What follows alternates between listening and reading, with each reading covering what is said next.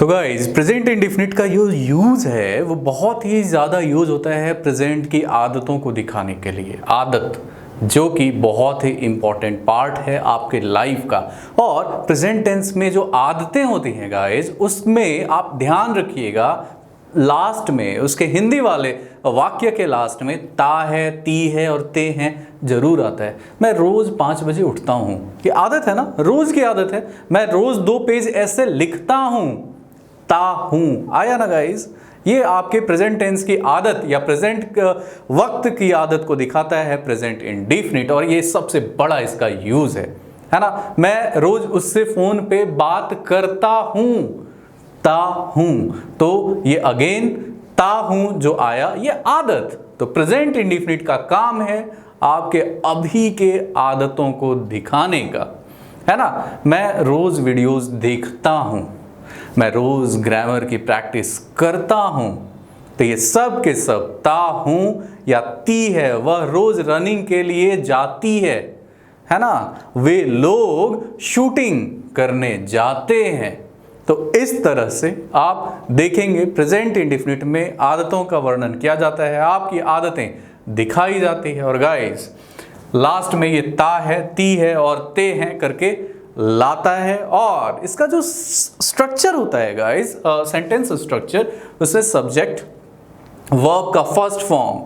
अब आप ये कहेंगे फर्स्ट फॉर्म सेकंड फॉर्म क्या होता है, तो आप जाइए बेसिक वाला वीडियो जरूर देखिए, आपको वहां पता चलेगा। वर्ब का फर्स्ट फॉर्म एस या ईएस लगकर आएगा, ऑब्जेक्ट लगकर आएगा। अब हम देखेंगे कि एस और ईएस किसके साथ लगता है गाइस। एस और ईएस सिंगुलर के साथ लगता है, सिंगुलर सब्जेक्ट के साथ, है ना। सिंगुलर सब्जेक्ट के साथ एस और ईएस का प्रयोग आप करने का आजादी ले सकते हैं। जैसे आई गो, आई गो। अब इसमें आप देखेंगे कि ये सब्जेक्ट और वर्ब का फर्स्ट फॉर्म, इसका हिंदी मैं जाता हूं। अगर आपको एस या ईएस लगाने में प्रॉब्लम आता है तो मैं आपको साफ साफ बता दूं, एस और ईएस किसके साथ लगता है। आई, वी, यू, दे या फिर प्लूरल, इन सब के साथ एस या फिर ईएस नहीं लगना है। ये ध्यान से, इन सब के साथ एस और ईएस नहीं लगना है। जो सिंगुलर है गाइस, जैसे कि ही, शी, कोई नाम, कोई सिंगुलर सब्जेक्ट, इन सब के साथ हम एस या फिर ईएस का प्रयोग कर सकते हैं, है ना। चलिए ये आप ध्यान में रखेंगे। अगर आपको कंफ्यूजन हो रहा है कि एस और ईएस किसके साथ लगाना है, तो इस आपके सुविधा के लिए ये मैंने लिख दिया। आई, वी, यू, दे या फिर प्लूरल सब्जेक्ट, ढेर सारे लोग हैं, उनके साथ आपने एस और ईएस का प्रयोग नहीं लगाना है। और ही, शी, नेम, सिंगुलर, इट भी, इसके साथ भी आप एस या ईएस लगा सकते हैं, है ना। तो जैसे आई गो, इसमें क्या था आपने, सब्जेक्ट प्लस वर्ब का फर्स्ट फॉर्म, इसके साथ ये सब्जेक्ट प्लस वर्ब का फर्स्ट फॉर्म, और ये बना प्रेजेंट इंडेफिनिट। और इसका हिंदी क्या होगा गाइस, मैं जाता हूं, ता हूं। ये ध्यान से ता है, ती है, ते हैं वाला ध्यान में रखना है, प्रैक्टिस करना है और इसको अच्छे से समझना है। दूसरा गाइस, अगर मान लीजिए हमने ही लिखा, ही वह, और ही के साथ अगर आप गो लिखेंगे तो ये रॉन्ग होगा। मैंने आपको बताया था कि ही, शी वगैरह के साथ एस या ईएस लगता है, तो यहां पे आएगा ही गोज। क्लियर है ना, ही गोज का मतलब वह जाता है। शी ईट्स, वह खाती है। जैसे वी के साथ हम सिंपली लिखेंगे ईट, हम खाते हैं, लेकिन जैसे ही हम लिखा शी ईट्स, वह खाती है। मोहन रन्स, मोहन दौड़ता है, लेकिन दे रन, वो लोग दौड़ते हैं। तो इस तरह से ये पूरा का पूरा प्रेजेंट इंडेफिनिट काम करता है, इस तरह से ये यूज होता है। अब इसमें जो प्रेजेंट इंडेफिनिट में गाइस अलग अलग सेंटेंसेस होते हैं, मैंने आपको बेसिक वाले क्लास में बताया था। बेसिकली चार तरह के सेंटेंसेस होते हैं। हालांकि बेसिक वाले क्लास में मैंने आपको एक और बताया हुआ है एक्सक्लामेटरी सेंटेंस। हालांकि तो चार तरह का जो सेंटेंस होता है कौन कौन सा? पॉजिटिव, नेगेटिव, इंटरोगेटिव और इंटरोगेटिव नेगेटिव। तो आइए देखते हैं इसमें इन चारों तरह का सेंटेंस कैसे यूज होता है गाइस। प्रेजेंट इंडेफिनिट में गाइस आप यहाँ पे पॉजिटिव यानी कि एजर्टिव सेंटेंस और नेगेटिव सेंटेंस का स्ट्रक्चर देखेंगे और यूज करना सीखेंगे। एजर्टिव सेंटेंस जैसा मैंने आपको बताया था पॉजिटिव होता है गाइस, बिना किसी ना नुकुर के होता है ना, बिना किसी ना नुकुर के एजर्टिव सेंटेंस जैसे आई गो, मैं जाता हूं। He goes, मैंने आपको बताया कि S और ES किसके साथ लगता है, आप समझदार हैं, है ना। They fight, और जबकि she fights। तो अगर जैसे ही यहाँ पे सेंटेंस या का सब्जेक्ट बदलता है वैसे ही आप यहाँ डिसाइड करते हैं किसके वर्ब के साथ S और ES लगेगा, है ना। यहाँ पे I go, he goes, they fight, she fights। तो इस तरह आप इसको एजर्टिव सेंटेंस बना सकते हैं। हिंदी की बात की जाए तो ये सब के सब ता है, ती है, ते है लगाकर आएंगे। मैं जाता हूं, वह जाता है, वो लोग लड़ाई करते हैं, वह लड़ाई करती है। नेगेटिव सेंटेंस की बात की जाए, जो नेगेटिव में स्ट्रक्चर बनेगा गाइस वो बनता है डू नॉट और डज नॉट के साथ। डू नॉट और डज नॉट के साथ, जैसे नेगेटिव में आपने डू नॉट किसके साथ लगाना है और डज नॉट किसके साथ लगाना है वो भी मैं आपको एक्सप्लेन कर देता हूं। Do not again guys I, we, you, they और प्लूरल सब्जेक्ट, ये जितने भी प्लूरल सब्जेक्ट आएंगे इनके साथ आपने डू नॉट लगाना है। और ही, शी, इट और नेम, इन सभी के साथ आपको डज नॉट का प्रयोग करना है। तो होपफुली ये आपको समझ में आया होगा। अगेन गाइज यहाँ पे आप एक एग्जांपल देख सकते हैं, I do not eat mango. जैसे ही आई आया, अगर निगेटिव हमें बनाना है तो डू का प्रयोग करते हुए हमने लिखा I do not eat mango, मैं आम नहीं खाता हूं। He does not eat mango, वह आम नहीं खाता है। इसमें वी डू नॉट फाइट, हम लड़ाई नहीं करते हैं, वी डू नॉट फाइट। जबकि Mohan does not fight, Mohan नाम है ना गाइज, नाम में मैंने बताया था ना कि डज नॉट लगेगा, तो Mohan does not fight, Mohan लड़ाई नहीं करता है। उसके बाद दे डू नॉट टॉक, वो लोग बात नहीं करते हैं, वो लोग प्लूरल। तो प्लूरल के साथ मैंने आपको बताया कि डू नॉट आएगा, जबकि शी टॉक्स। और यहाँ पे डज नॉट टॉक आएगा। चलिए इसको सुधारते हैं, I am really sorry. She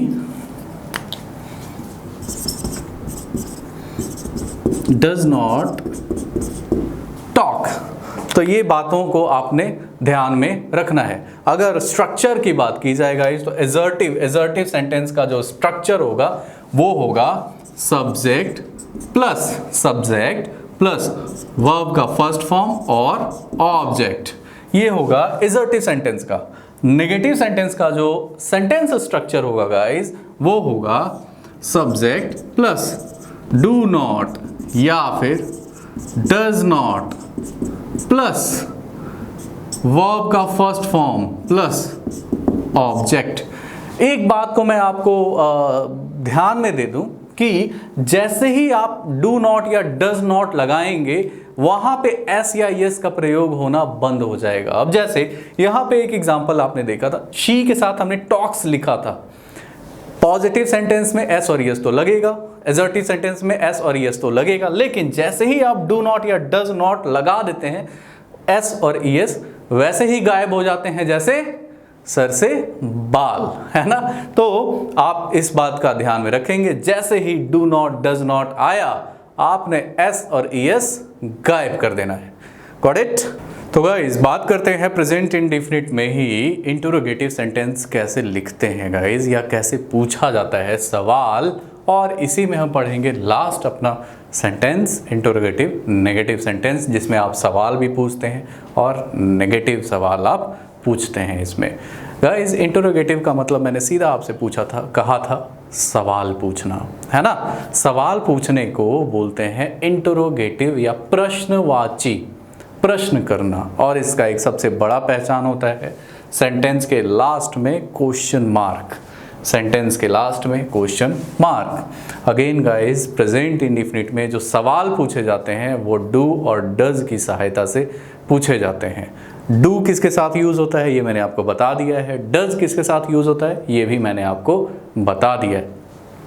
जैसे डू यू नो हर, इसका जो स्ट्रक्चर है देखिए, डू या डज सबसे शुरू में आ जाता है और सब्जेक्ट वर्ब का फर्स्ट फॉर्म और ऑब्जेक्ट क्वेश्चन मार्क के साथ। अगेन गाइस डू, अब चूंकि यू है ना तो यू के साथ तो डू ही लगाएंगे, तो डू यू नो हर, क्या तुम उसको जानते हो, है ना, ऐसे करेंगे ते हो, है ना, क्या तुम उसको जानते हो। तो इस तरह से आप सवाल पूछेंगे। डज ही स्विम, क्या उसको तैरना आता है, इसको आप ऐसे भी लिख सकते हैं। Does he know how to swim, ऐसे भी लिखते हैं, लेकिन ये भी गलत नहीं है। डज ही स्विम, क्या वो तैरता है। इस तरह के सवाल आप प्रेजेंट इंडेफिनिट में कर सकते हैं डू और डज के प्रयोग से। अगेन डू दे कंट्रीब्यूट, क्या वो लोग कंट्रीब्यूट करते हैं। तो आप गाइस इस तरह से सवाल डू और डज के प्रयोग से कर सकते हैं और इसके उपयोग से आप देख सकते हैं कि कैसे इंटरोगेटिव सेंटेंस यूज होता है प्रेजेंट टेंस में। अगला चलें तो इंटरोगेटिव नेगेटिव सेंटेंस। जैसा कि नाम से ही पता है कि इसमें सवाल भी पूछा जा रहा है और ना नुकुर भी किया जा रहा है।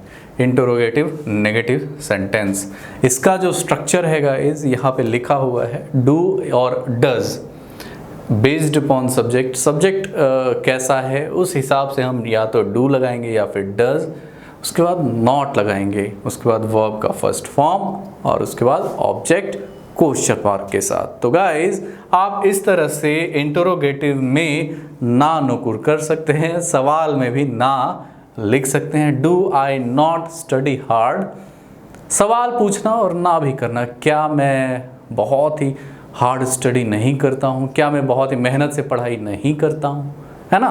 आप डज का प्रयोग देखेंगे, does she not obey your order, क्या वो आपकी बात नहीं मानती है ना। तो आप ये देखेंगे कि कैसे इन चारों सेंटेंस के द्वारा आपकी पकड़ धीरे धीरे ग्रामर पे होती जा रही है। आप गारंटी है गाइस, गारंटी है, इन लेसन्स को देखेंगे ग्रामर आपका स्ट्रांग होना ही होना है। आपने बहुत ज़्यादा घबराने वाली बात नहीं सोचनी है। आपने यहाँ देखा 4 तरह के सेंटेंसेस थे, एसर्टिव सेंटेंस या positive sentence, negative sentence, interrogative sentence और इंटरोगेटिव नेगेटिव सेंटेंस। तो चलिए गाइस चलते हैं प्रेजेंट इंडेफिनिट के बाद वाले अगले लेसन में।